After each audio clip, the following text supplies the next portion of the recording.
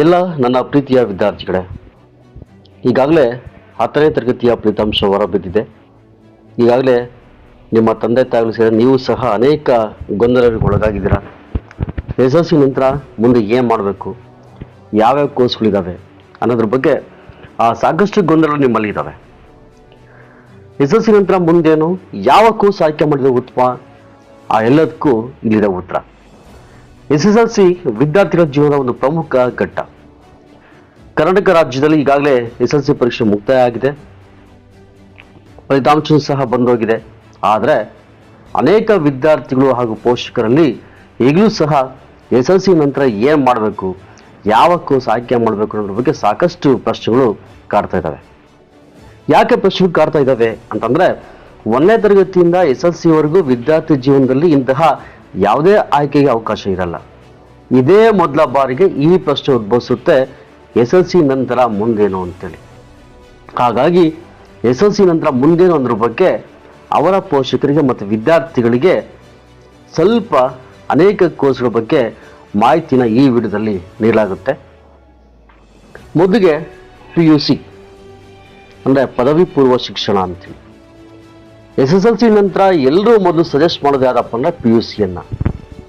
ಭಾರತೀಯ ವಿಶ್ವವಿದ್ಯಾಲಯಗಳಲ್ಲಿ ಇದಕ್ಕೆ ಸಂಬಂಧಪಟ್ಟಂತೆ ಬೇರೆ ಬೇರೆ ಕೋರ್ಸ್ಗೆ ಪ್ರವೇಶಾತಿನ ಪಡಿಬೋದು. ಈ ಪದವಿ ಪೂರ್ವ ಶಿಕ್ಷಣ ಅಥವಾ PUC ಒಳಗಡೆ 3 ವಿಭಾಗಗಳಿರ್ತವೆ. ಒಂದು ಸೈನ್ಸ್ ಅಂದರೆ ವಿಜ್ಞಾನ ವಿಭಾಗ, ಕಾಮರ್ಸ್ ವಾಣಿಜ್ಯ ವಿಭಾಗ, ಆರ್ಟ್ಸ್ ಕಲಾ ವಿಭಾಗ. ಈ 3 PUCಯ ವಿಭಾಗಗಳಲ್ಲಿ ನಿಮಗೆ ಯಾವುದು ಸೂಕ್ತ ಅನಿಸುತ್ತೋ ಆ ಕೋರ್ಸಲ್ಲಿ ನೀವು ಅಧ್ಯಯನ ಮಾಡ್ಬೋದು. ಮೊದಲಿಗೆ ನಾವು ಸೈನ್ಸ್ ಅಥವಾ ವಿಜ್ಞಾನ ವಿಭಾಗದ ಬಗ್ಗೆ ನೋಡ್ತಾ ಹೋಗೋಣಂತೆ. ಈಗಾಗಲೇ ಪದವಿ ಪೂರ್ವ ಕೋರ್ಸ್ಗಳು ಈ ರೀತಿ ಇರ್ತವೆ. ಅಂದರೆ ಸೈನ್ಸ್ನ ತಗೊಂಡ್ವಿ ಅಂತಂದ್ರೆ ಅದರಲ್ಲಿ 3 ವಿಧ ಕಾಂಬಿನೇಷನ್ಸ್ ಬರ್ತವೆ. PCMB ಅಂತೇಳಿ, PCMC, PCME ಅಂತೇಳಿ. PCM ಅಂದರೆ ಫಿಸಿಕ್ಸ್, ಕೆಮಿಸ್ಟ್ರಿ, ಮ್ಯಾಥ್ಸ್ ಮತ್ತು ಬಯಾಲಜಿ ಅಂತೇಳಿ. PCMC ಅಂತಂದ್ರೆ ಫಿಸಿಕ್ಸ್, ಕೆಮಿಸ್ಟ್ರಿ, ಮ್ಯಾಥ್ಸ್ ಜೊತೆಗೆ ಕಂಪ್ಯೂಟರ್ ಸೈನ್ಸ್ ಇರುತ್ತೆ. PCME ಅಂತಂದ್ರೆ ಭೌತಶಾಸ್ತ್ರ, ರಸಾಯನಶಾಸ್ತ್ರ, ಗಣಿತ ಮತ್ತು ಎಲೆಕ್ಟ್ರಾನಿಕ್ಸ್ ಇರುತ್ತೆ. ಅಂದರೆ 3 ವಿಭಾಗಗಳಿರ್ತವೆ. ನಿಮಗೆ ಯಾವ್ದು ಬೇಕೋ ವಿಜ್ಞಾನಕ್ಕೆ ಸಂಬಂಧಪಟ್ಟಂತೆ ಈ 4 ವಿಷಯಗಳನ್ನ ನೀವು ಆಯ್ಕೆ ಮಾಡ್ಕೊಬೋದಾಗುತ್ತೆ. ಹೀಗಾಗಿ ಯಾರು ತುಂಬ ಚೆನ್ನಾಗಿ ಓದ್ತಿರೋ ಅಥವಾ ಯಾರು ಅತಿ ಹೆಚ್ಚು ಮಾರ್ಕ್ಸ್ ತೆಗ್ದಿರೋ, ಯಾರಿಗೆ ವಿಜ್ಞಾನದಲ್ಲಿ ಗಣಿತದಲ್ಲಿ ಆಸಕ್ತಿ ಇದೆಯೋ ಖಂಡಿತವಾಗ್ಲೂ ಅವರು ವಿಜ್ಞಾನ ವಿಭಾಗವನ್ನು ಆಯ್ಕೆ ಮಾಡ್ಬೋದು. ಸಾಕಷ್ಟು ವಿಪುಲ ಅವಕಾಶಗಳು ಸೈನ್ಸ್ ಓದಿ ಸಿಗ್ತವೆ ಅಂತೇಳಿ. ಇನ್ನು 2ನೇ ವಿಭಾಗ ಯಾವುದಪ್ಪ ಅಂದರೆ ಕಾಮರ್ಸ್ ಅಂದರೆ ವಾಣಿಜ್ಯ ವಿಭಾಗ ಅಂತೇಳಿ. ಯಾವ ಮಕ್ಕಳಿಗೆ ಅರ್ಥಶಾಸ್ತ್ರ ಮತ್ತು ಅಕೌಂಟೆನ್ಸಿ ಇದರಲ್ಲಿ ತಮ್ಮ ವೃತ್ತಿ ಜೀವನವನ್ನು ಅಂದರೆ ಬ್ಯಾಂಕಿಂಗ್ ಕ್ಷೇತ್ರದಲ್ಲಿ ನಾನು ಮುಂದುವರಿತೀನಿ ಜೀವನದಲ್ಲಿ ಅನ್ನೋದಾದರೆ ಕಾಮರ್ಸ್ ವಿಷಯವನ್ನು ಅವರು ಆಯ್ಕೆ ಮಾಡ್ಕೊಬೋದು. ಈ ಕಾಮರ್ಸ್ ಮುಗಿಸಿದ್ರೆ ಬ್ಯಾಂಕಿಂಗ್ ಕ್ಷೇತ್ರದಲ್ಲಿ ಹಣಕಾಸು ಸಲಹೆಗಾರರಾಗಿ, ಚಾರ್ಟರ್ಡ್ ಅಕೌಂಟೆಂಟ್ ಆಗಿ ಮುಂದುವರಿಕೆ ಸಾಕಷ್ಟು ಅವಕಾಶಗಳು ಇರ್ತವೆ. ಜೊತೆಗೆ ಯಾವ ವಿದ್ಯಾರ್ಥಿ ಮ್ಯಾನೇಜ್ಮೆಂಟ್ ಕ್ಷೇತ್ರದಲ್ಲಿ ಮುಂದುವರಿಯುವಂಥ ಆಸಕ್ತಿ ಇದೆಯೋ ಅವರು ಖಂಡಿತವಾಗ್ಲೂ ಸಹ ವಾಣಿಜ್ಯ ವಿಷಯವನ್ನು ಆಯ್ಕೆ ಮಾಡ್ಕೊಳ್ಬಹುದು. ಇನ್ನು 3ನೇ ವಿಭಾಗ ಆರ್ಟ್ಸ್ ಅಂದರೆ ಕಲಾ ವಿಭಾಗ ಅಂತೇಳಿ. ಯಾರಿಗೆ ಕಲೆ ಮತ್ತು ಭಾಷಾ ವಿಷಯದಲ್ಲಿ ಪಾಂಡಿತ್ಯ ಇದೆಯೋ ಅವರೆಲ್ಲೂ ಸಹ ಈ ಆರ್ಟ್ಸ್ನ ಸುಲಭವಾಗಿ ಆಯ್ಕೆ ಮಾಡ್ಬೋದು. ಇಲ್ಲೂ ಸಹ ಅನೇಕ ಅವಕಾಶಗಳು ಬರ್ತವೆ. ಜೊತೆಗೆ ಹಲವಾರು ಆಯ್ಕೆಗಳು ಸಹ ನಿಮಗೆ ಸಿಗ್ತವೆ. ಮುಂದೆ ನೀವು B.Ed ಮಾಡ್ಬೋದು ಅಥವಾ ಜರ್ನಲಿಸಮ್, ಡಿಸೈನಿಂಗ್, ಸೋಷಿಯಲ್ ವರ್ಕ್, ಹೀಗೆ ಹಲವಾರು ವಿಭಾಗದಲ್ಲಿ ನೀವು ನಿಮ್ಮ ವೃತ್ತಿ ಜೀವನ ಪ್ರಾರಂಭ ಮಾಡ್ಬೋದು. ಅಕಸ್ಮಾತ್ PUC ನಂತರ ಇಂಜಿನಿಯರಿಂಗ್ ವಿಭಾಗದಲ್ಲಿ ಅಥವಾ ಡಿಪ್ಲೊಮಾ ಮಾಡೋಕ್ಕೂ ಸಹ ಅವಕಾಶ ಇರ್ತವೆ. ಇದು ಪ್ರಮುಖವಾಗಿ ಎಲ್ಲ ವಿದ್ಯಾರ್ಥಿಗಳು ಸಹ PUC ಓದ್ವಿ ಅಂದರೆ ಆರ್ಟ್ಸ್, ಸೈನ್ಸ್, ಕಾಮರ್ಸ್ 3ರಲ್ಲಿ ಯಾವುದನ್ನ ಸಹ ನೀವು ಆಯ್ಕೆ ಮಾಡ್ಕೊಬೋದು.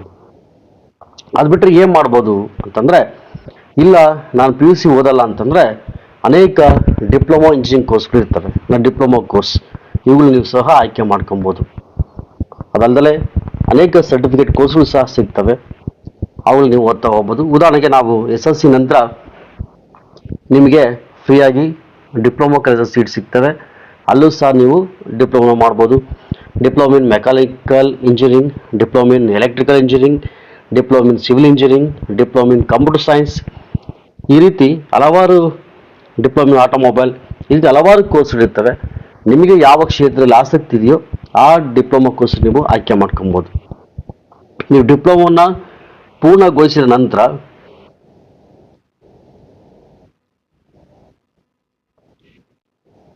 ನೀವು ಸುಲಭವಾಗಿ ಮುಂದಿನ ದಿನಗಳಲ್ಲಿ ಇಂಜಿನಿಯರಿಂಗ್ ಅಲ್ಲಿ 1 ವರ್ಷ ನಿಮಗೆ ಸೇವ್ ಆಗುತ್ತೆ, ಸುಲಭವಾಗಿ ನೀವು ಸಹ ಇಂಜಿನಿಯರಿಂಗ್ ಸಹ ಮುಗಿಸ್ಬೋದು.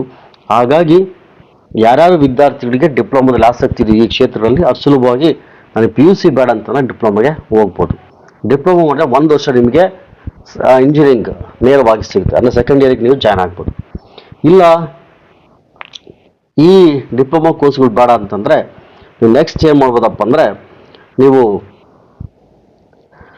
ಇನ್ನೂ ಹಲವಾರು ಡಿಪ್ಲೊಮಾ ಕೋರ್ಸ್ಗಳು ಬರ್ತವೆ. ಡಿಪ್ಲೊಮಾ ಇನ್ ಫಾರ್ಮಸಿ ಅಂತೇಳಿ, ಡಿಪ್ಲೊಮಾ ಇನ್ ನರ್ಸಿಂಗ್ ಮತ್ತು ಮಿಡ್ವೈಫ್ರಿ ಅಂತೇಳಿ, diploma in interior designing, printing technology, tool and die making, diploma in plastic technology, diploma in poultry, diploma in music, ಆಮೇಲೆ medical laboratory technology, diploma in food technology, ಹೀಗೆ ಹಲವಾರು ವಿಷಯಗಳು ಹಾಕಿರುತ್ತೆ. ಅದು ಬೇಡ ಅಂತಂದರೆ ನಾವು 3 ವರ್ಷಗಳ ಲ್ಯಾಬ್ ಟೆಕ್ನಿಷಿಯನ್ ಕೋರ್ಸ್ ಮಾಡ್ಬೋದು, ಅಥವಾ ಹೆಲ್ತ್ ಇನ್ಸ್ಪೆಕ್ಟರ್ ಕೋರ್ಸ್ಗಳನ್ನ ಮಾಡ್ಬೋದು. ಇವನ್ನೆಲ್ಲ ಮಾಡಿದರೆ ನಿಮಗಾಗಲ್ಲ ಅಂದ್ರೆ, ಅಥವಾ ಇದ್ಯಾವುದೂ ಬೇಡ ಅಂತಂದರೆ ನೀವು ITIಗೆ ಹೋಗ್ಬೋದು. ITIನ ಮಾಡ್ಕೊಂಡು ಹೋದರೆ ಸುಲಭವಾಗಿ ಅನೇಕ ಕಾರ್ಖಾನೆಗಳಿಗೆ ಕೆಲಸ ಸಿಗ್ತದೆ. ITIಯಿಂದ ಡಿಪ್ಲೊಮಾ ಮಾಡಿ ಡಿಪ್ಲೊಮಿಂದ ಇಂಜಿನಿಯರಿಂಗ್ ಸಹ ಮಾಡ್ಬೋದು. ಹೀಗೆ ಹಲವಾರು ಆಯ್ಕೆಗಳು ನಿಮ್ಮಲ್ಲಿ ಇರ್ತವೆ. ನಿಮಗೆ ಯಾವುದು ಸುಲಭ ಅನಿಸುತ್ತೆ, ಯಾವ ವಿಷಯದ ಬಗ್ಗೆ ನಿಮಗೆ ಹೆಚ್ಚು ಆಸಕ್ತಿ ಇರುತ್ತೋ ಆ ವಿಷಯ ನೀವು ಆಯ್ಕೆ ಮಾಡಿಕೊಂಡು ಅಧ್ಯಯನ ಮಾಡೋದು ಉತ್ತಮ. ತಂದೆ ತಾಯಿಗಳ ಒತ್ತಕ್ಕೆ ಒಳಗಾಗಿ ಅಥವಾ ಯಾರೋ ಹೇಳ್ತಿರೋದಕ್ಕಿಂತ ಬದಲಾಗಿ ನಿಮಗೆ ಯಾವ ವಿಷಯದ ಬಗ್ಗೆ ಹೆಚ್ಚು ಆಸಕ್ತಿ ಇದೆಯೋ ಅದ್ರ ಬಗ್ಗೆ ನೀವು ಹೆಚ್ಚು ಗಮನ ವಹಿಸಿದರೆ ಸುಲಭವಾಗಿ